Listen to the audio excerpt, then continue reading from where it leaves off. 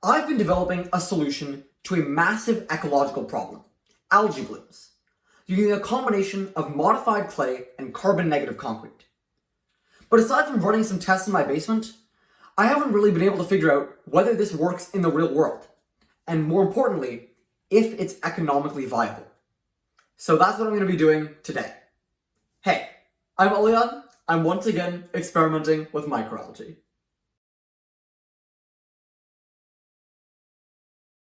As I've been saying in all of my videos, algae blooms are a huge problem for our world today.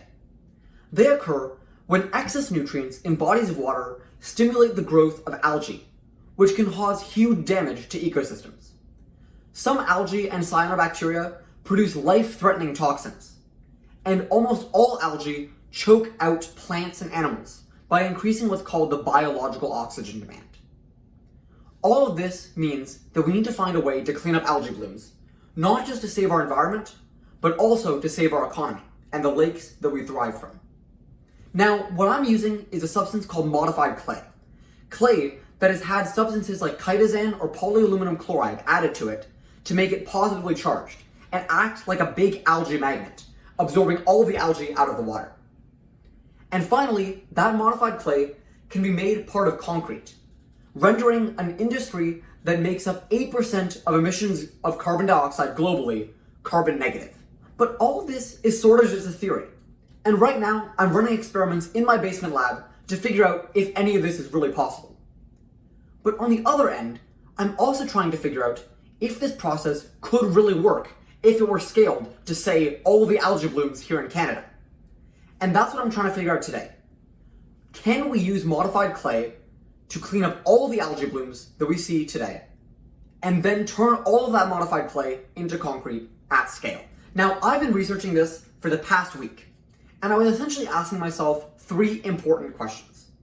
The first one, how much clay would we need to absorb and clean up the average algae bloom? Algae blooms don't necessarily have a fixed size. Depending on the conditions, they can be as small as 10 square kilometers or as big as hundreds or even thousands of square kilometers. So I just picked a random number and went with a 25 square kilometer algae bloom that has a depth of 0.25 meters. Now, that much water comes out to 6,250,000,000 liters of water. And when some studies have shown that we need around 100 milligrams per liter of bentonite clay, which is the main ingredient for that modified clay I was talking about, in order to clean up an algae bloom. So in total, that comes out to 625 tons of clay per algae bloom. The average cost of bentonite clay seems to be around $99 per ton. So rounding that up to 100, that means that cleaning up my 25 square kilometer algae bloom would cost $62,500. And adding on some additional costs, like the things used to modify the clay like chitosan or polyaluminum chloride, and the distribution of the clay over the algae bloom, and potentially import and export costs, I rounded that all up to $75,000 per algae bloom. Now from this, I wanted to know how much it would cost to clean up all the algae blooms that happen on the Great Lakes every year.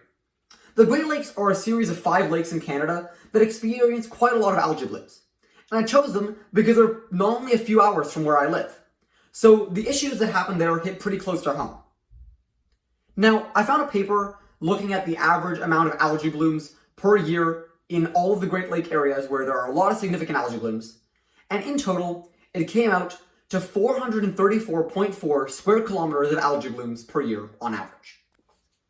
So using that $75,000 figure from 25 square kilometers of algae blooms, I calculated that it would take $1.3 million to clean up all the algae blooms that happen in the Great Lakes every year. And with that, 10,860 tons of bentonite clay to clean up all those blooms. So my natural next question was, now that the first step of this process, algae being cleaned up with modified clay, is taken care of, what about the second step? How can we turn that modified clay into concrete? Now I had to make a few assumptions here.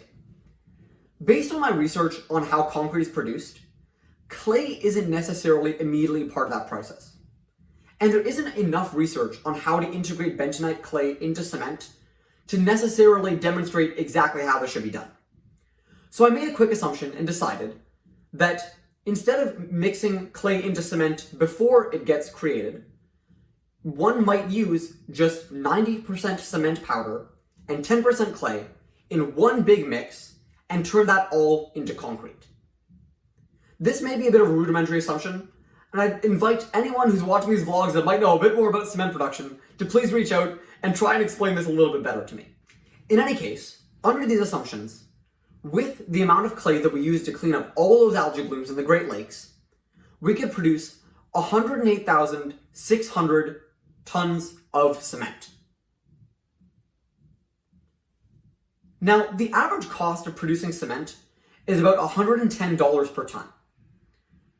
But when I calculated the cost of the modified clay, in other words, how much the modified clay that has already absorbed algae would have to be sold for, it came out to $120 a ton. Taking that 1.3 million figure and dividing it by the about 10,000 tons of clay that was used. So it seems that at the moment, it's not perfectly economically viable to substitute modified clay for regular cement powder. But this is where another very interesting piece of this puzzle comes in. Carbon credits. See, like I mentioned earlier, the concrete industry emits tons of carbon dioxide. 1.5 billion tons per year, to be exact. And that makes up 8% of global emissions. And every ton of cement powder that is made produces 0.6 tons of carbon dioxide. Now, in a country like Canada, there exists something called a carbon tax. Essentially, when an industry or a company emits carbon dioxide, they pay some money to the government as a sort of tax on carbon dioxide, in an effort to encourage lower emissions from these industries and moving towards carbon neutrality. Now, with modified clay, especially modified clay that has absorbed algae, that concrete can become closer and closer to carbon neutrality and offset the cost of that carbon tax. Specifically, replacing your concrete part of it with clay saves about 0.06 tons of carbon dioxide per ton of cement. And multiplying that by about 108,000 tons of cement comes out to 6,516 tons of carbon dioxide saved, which is a huge benefit. But that's not all. See, as bad as algae blooms are, they are really good at capturing carbon dioxide from our atmosphere. In fact, algae capture more than 50% of the world's carbon dioxide just by living on our oceans and lakes.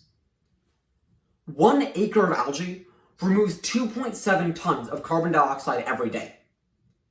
And for an algae bloom that lasts 3 days, this can add up all the way to 869,000 tons of carbon dioxide removed for all the algae blooms on those Great Lakes.